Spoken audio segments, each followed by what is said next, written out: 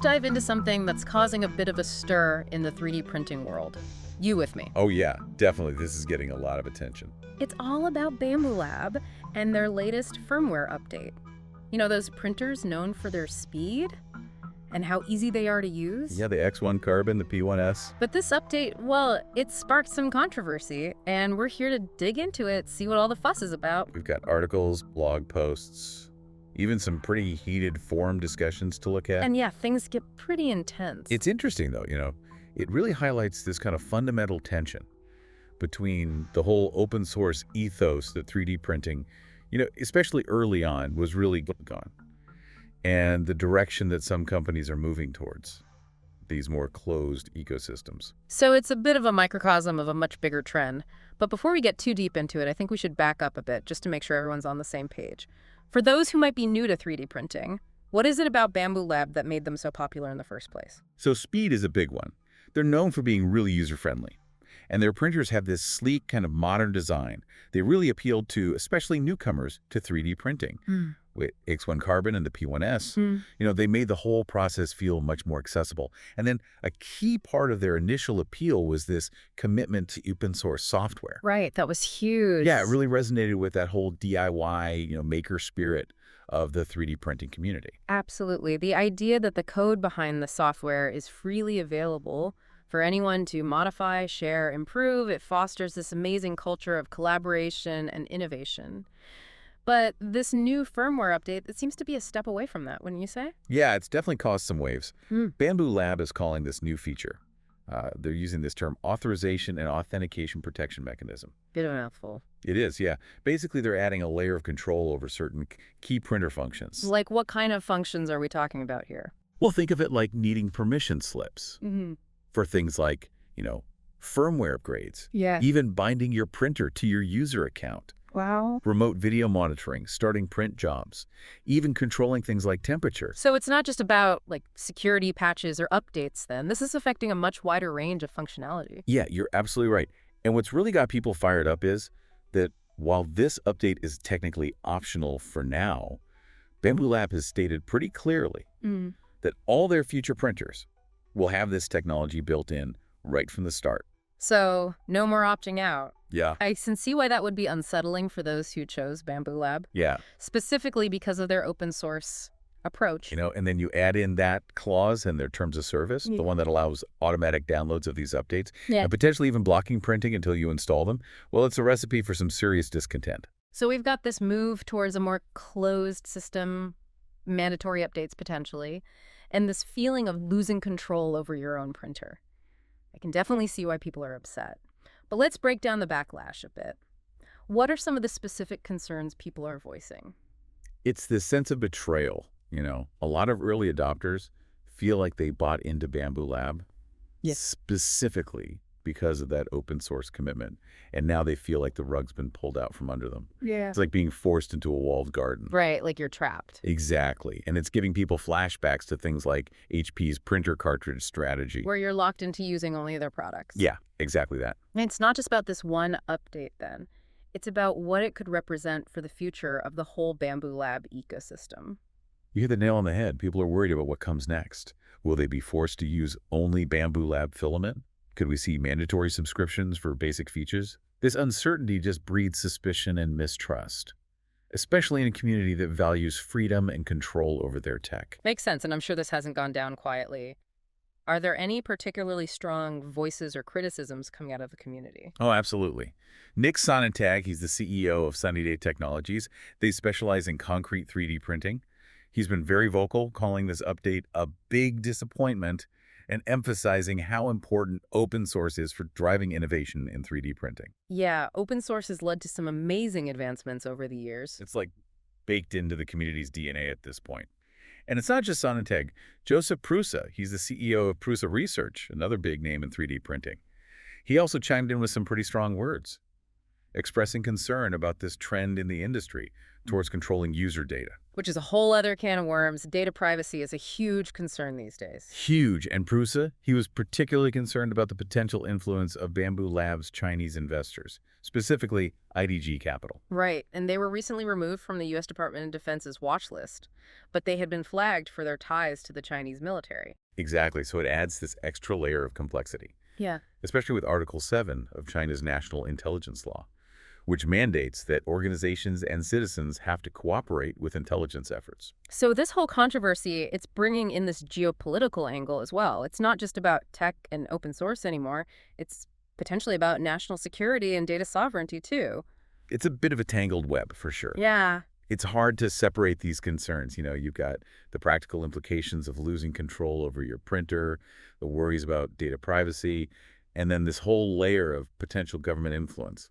It's enough to make anyone's head spin. Yeah, I can see how this is causing such a stir. It's a lot more complex than just a simple firmware update. Yeah. And it's not just theoretical either, right? We've seen actual attempts to hack Bambu Connect, that tool that they introduced to work with the updated printers. Oh, yeah, there's that one Reddit user who managed to extract Bambu Connect's security certificate and private key. Really? Yeah, essentially showing that the whole system can be bypassed. Which, if true, kind of undermines their whole argument for needing this update in the first place. If it's that easy to circumvent, are they really enhancing security? Yeah, it raises some serious questions about their approach. It's possible they've actually weakened security while trying to enhance it, and alienated a big chunk of their user base in the process. So we've got Bambu Lab making these moves, and the community is pushing back pretty hard. How has the company responded to all this criticism? Have they tried to do any damage control? Oh, they've definitely been trying to put out some fires. They put out a blog post addressing what they called misinformation about the update, denying a lot of the concerns the community has raised. They're adamant that they won't brick printers, restrict filament use, or implement any kind of mandatory subscriptions. So it's a classic PR move. Yeah, trying to reassure the user base, quell the storm a bit. But the real question is, are these denials enough to restore trust? That's the million-dollar question. Given the level of skepticism we're seeing online, I'm not so sure those assurances are going to cut it. Yeah, and then they also introduced this land developer mode, supposedly to appease those tech-savvy users who want full control over their printers. It's an interesting move, for sure. On the surface, it seems like they're trying to offer an olive branch, a way for advanced users to opt out of the new security measures. Right. But there's a catch. Enabling this mode is a manual process, and once you do, you basically forfeit any official customer support. So it's like they're saying, fine, tinker all you want, but don't come crying to us if something breaks. Yeah, that's one way to look at it. And for a lot of people, it reinforces this perception that Bambu Lab is pushing users, even if gently, towards their closed ecosystem. They're making it clear that the supported path, the safe path, is through their system. Which is a concerning trend. But even if we set aside the anxieties around control and closed ecosystems for a moment, there are still some questions about the implications of this update. You mentioned data collection earlier. What are some of the specific worries people have in that regard? Well, the vulnerability of Bambu Connect itself is a big red flag. The fact that someone was able to extract its security certificate and private key, it raises doubts about how robust their security measures really are. It suggests the whole system could be built on shaky ground. So the irony is they're trying to enhance security, but they may have actually introduced new vulnerabilities in the process. And I've also seen people talking about Bambu Lab trying to scrub older versions of their website and blog posts from internet archives. Yeah, that's definitely fueled the suspicion. It looks a lot like they're trying to rewrite history, to erase their previous commitments to open source. Whether intentional or not, it just feeds into this narrative of a company that's becoming less transparent and less trustworthy. It definitely raises some red flags. And then there's this larger philosophical question that this whole situation brings up. We've got this push for increased security in our devices, which on the surface sounds like a good thing. But as we've seen with Bambu Lab, that desire for security can sometimes clash with openness and user control. So how do we find that balance? It's a question that's becoming more and more urgent, not just in 3D printing, but across the entire tech landscape. Jeff Geerling, he's a YouTuber and open source hardware hacker. He's argued that there are better ways to achieve security than by locking users out. He advocates for things like community-driven security audits and bug bounty programs, where you're using the collective intelligence of the community to identify and address vulnerabilities. It makes sense. Instead of locking everything down, you tap into the knowledge and expertise of the people who are actually using these devices every day. Exactly. It's a much more collaborative and transparent approach. And this is where the parallels to the MakerBot controversy back in 2012 become really relevant.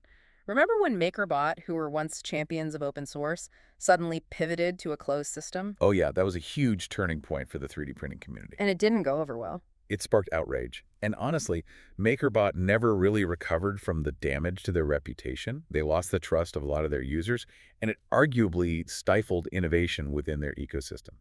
It's a cautionary tale. A cautionary tale that Bambu Lab would be wise to heed. So, is Bambu Lab heading down that same path? Are they making the same mistakes that MakerBot made all those years ago? It's hard to say for sure, but there are definitely some echoes of that situation here. Right. And it raises this crucial question for the entire 3D printing industry. What kind of future do we want? That's a big question. It is, but it's an important one. We're not just talking about printers here, are we? This is about the direction of technology as a whole. Absolutely. On one hand, you have the appeal of these closed ecosystems, where companies argue they can offer better security, a more streamlined user experience, and maybe even faster innovation within their controlled environments. Think of the Apple model, where everything just works seamlessly together. Right, there's definitely an appeal to that. There is, but then there's that other side, the open source approach, where the community drives innovation. You have the freedom to tinker and customize. Knowledge is freely shared and built upon. And that was the beauty of the early days of 3D printing. It was this wild west of creativity where anyone with an idea and a soldering iron could contribute. Exactly. But as the industry matures, more money comes in. The pressure to control and monetize intensifies. It does. So it feels like we're at a crossroads. Do we embrace the convenience and perceived safety of closed systems? Or do we fight to preserve the values of openness and user autonomy that have been so crucial to the evolution of 3D printing? It's a complex dilemma. There's no easy answer. But I think it's crucial that we as users and consumers are aware of these trade-offs and make conscious choices about the kind of tech future we want to shape. So as we wrap up this deep dive into the Bambu Lab controversy, what's the key takeaway you want our listener to ponder? The key takeaway is that we have a choice. Yeah. We can passively accept the direction companies are taking us, or we can actively advocate for the kind of tech world we want to live in. A world where openness, transparency, and user control are valued alongside security and innovation. It's about being informed, engaging in these conversations, and making your voice heard. It's about supporting companies and initiatives that align with your values and pushing back against those that don't. It's about being an active participant in shaping the tech landscape, not just a passive consumer. And honestly, who knows, maybe this whole controversy will spark a positive change. Maybe it will push the 3D printing industry towards a more open and collaborative approach. Maybe it will inspire other companies to think twice before abandoning the principles that made this community so vibrant in the first place. That's the hope, isn't it? That this becomes a catalyst for a more thoughtful and balanced approach to technology. Right. And ultimately, it's up to all of us, users, makers, companies alike, to decide what that future looks like. So to our listener out there, we leave you with this. Keep your eyes peeled, stay engaged, ask the tough questions, and don't be afraid to raise your voice. The future of 3D printing, and really the future of technology, is being written right now. And you have the power to be a part of that story. It's a story that's still being written, and it's one we all have a stake in. Thanks for joining us on this deep dive. We hope you found it informative and thought-provoking. Until next time, keep exploring, keep questioning, and keep shaping the tech world you want to see. They've been trying to put out the fires, right? Oh, yeah, definitely. They issued a blog post addressing what they call misinformation about this whole update, Right. denying a lot of the concerns that the community has raised. Yeah. They're adamant that they won't brick printers, Okay. that they won't restrict filament use or implement any mandatory subscriptions. It's the classic PR move, Yeah. Try to reassure everyone, calm the storm. But is it enough? I mean, are people actually buying it? That's the question, isn't it? There's a lot of skepticism online. I've seen that, yeah. I'm not sure those assurances are going to be enough to win back trust. And then they also introduced this thing called LAN developer mode, Right. supposedly to appease the more tech-savvy users Yeah. who want full control over their printers. It's an interesting move. On the one hand, it seems like an olive branch to those advanced users. Yeah. A way to opt out of these new security measures. Right. But there's a catch. Always a catch. Right. Enabling it is a manual process. And once you do, You basically give up any additional customer support. So you're on your own. Pretty much. If something breaks, you're out of luck. Exactly. So for a lot of people, it reinforces this idea that Bambu Lab is pushing everyone towards their closed ecosystem, whether they want to go or not. It's like, this is the supported path, the safe path. Exactly. If you want to stay within the walls. Yeah, if you want our support, this is how you have to do it. Which is a concerning trend, to say the least. But even if we set aside those concerns about control and closed ecosystems, there are still questions about the implications of this update. We talked about data collection earlier. What are some of the specific worries that people have about that? Well, the vulnerability of Bambu Connect itself is a big concern. The fact that someone was able to extract its security certificate and private key, that doesn't exactly inspire confidence. It raises serious questions about how secure their system really is. It's like they're trying to enhance security, but they might have actually made things less secure in the process. And then you have the whole issue of Bambu Lab trying to scrub their old website and blog posts from the Internet archives. Yeah, I saw that. Not a good look. It really isn't. Yeah. It makes it look like they're trying to erase their past commitments to open source. Like they're trying to rewrite history. Exactly. And whether it's intentional or not, it just feeds into this perception that they're becoming less transparent. Less trustworthy. Exactly. It's a lot to unpack. This whole situation raises some really big questions about the direction technology is headed, this desire for increased security, which on the surface sounds good, right? But it can come at a cost. It can. Especially when it comes to openness and user control. So how do we find that balance? It's the million-dollar question. And not just for 3D printing. This is something we're seeing across the tech world. It is, yeah. Jeff Gerling, the YouTuber we mentioned before, he's a big advocate for finding better ways to achieve security without locking users out. I like that idea. Yeah, things like community-driven security audits or bug bounty programs where you're leveraging the knowledge of the entire community. To make things more secure. Exactly. It's a much more collaborative approach. It is. And it brings us back to that MakerBot controversy from 2012. Oh, yeah, that was a big one. MakerBot, once a champion of open source, suddenly switched to a closed system. Yeah, and the community was not happy. Not at all. They faced a lot of backlash. And honestly, they never fully recovered. They lost a lot of trust. They did. And it arguably stifled innovation within their ecosystem. Yeah, it's a cautionary tale for sure. One that Bambu Lab would be wise to pay attention to. So the big question is, are they headed down that same path? Are they making the same mistakes that MakerBot made all those years ago?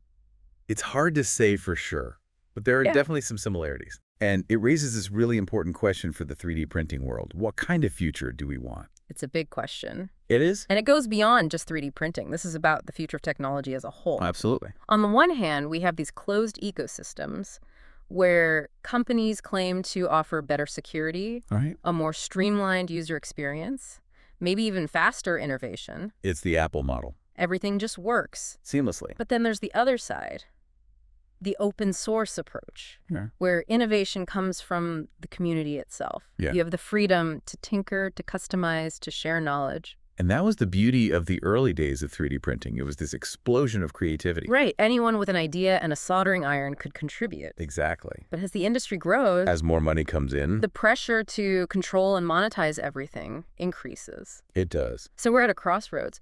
Do we choose the convenience and perceived safety of these closed systems?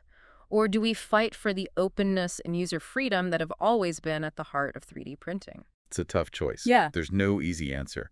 But I think the most important thing is that we're aware of the trade-offs, that we're making conscious decisions about the kind of tech future we want. So as we wrap up this deep dive into the Bambu Lab controversy, what's the key takeaway you want our listener to walk away with?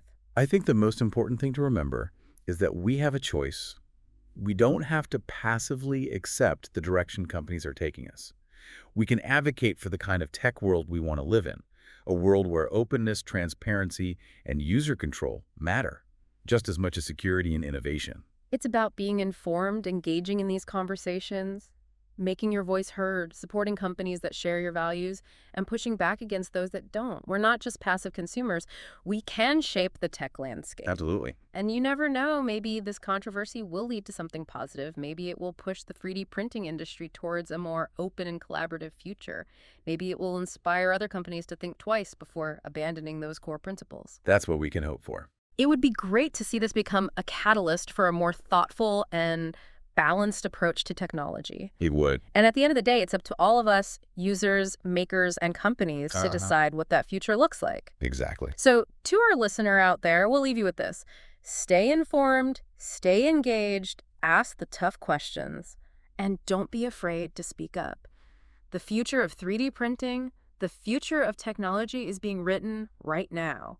And you have a voice in that story. You do. It's a story that's still being written. And we all have a role to play. We do. Thanks for joining us on this deep dive. We hope you found it informative and thought-provoking. Until next time, keep exploring, keep questioning, and keep shaping the tech world you want to see. It feels like a real turning point, not just for 3D printing, but for tech in general.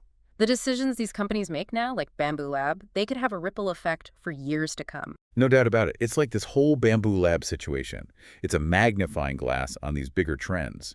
The Internet of Things, data control, this tension between convenience and freedom, it's all happening right here in 3D printing. And it's amazing to see the community's response. They're not just sitting back, they're pushing back, speaking out, trying to shape the future they want. Yeah, it's inspiring. It shows that we're not powerless. Right. We have a say in how this all unfolds. Yeah. Collective action can make a difference. So for our listener out there, what's the big question they should be asking themselves as they watch this all play out? That's a good one. I think the most important question is, what kind of tech future do you want to be a part of? That's a big one. It is, but it's worth thinking about. Do you want a future where companies call all the shots, where convenience comes before freedom, where your devices belong more to corporations than to you? That's a scary thought. It is. Or do you want a future where openness, transparency, user control, those are the priorities? Those are some serious questions. But they're the ones we need to be asking. It's easy to just go with the flow, accept the tech as it's given to us. But this Bambu Lab thing, it's a wake-up call. We have a choice, and those choices matter. They do.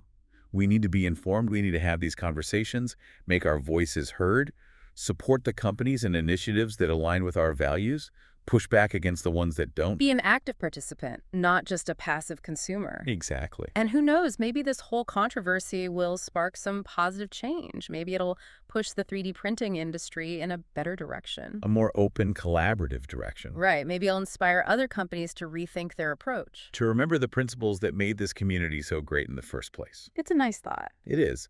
Wouldn't it be great if this became a turning point? A catalyst for a more thoughtful, balanced approach to technology. It would. And at the end of the day, it's up to all of us. Users, makers, companies, everyone. To decide what that future looks like. Exactly. So to our listener, we say this. Stay informed, stay engaged, ask the tough questions, and don't be afraid to speak your mind. The future is being written right now, and you have a voice. You use it. Make it count. Thanks for joining us on this deep dive. We hope you found it informative, maybe even a little bit inspiring. Until next time, keep exploring, keep questioning, and keep shaping the tech world you want to see.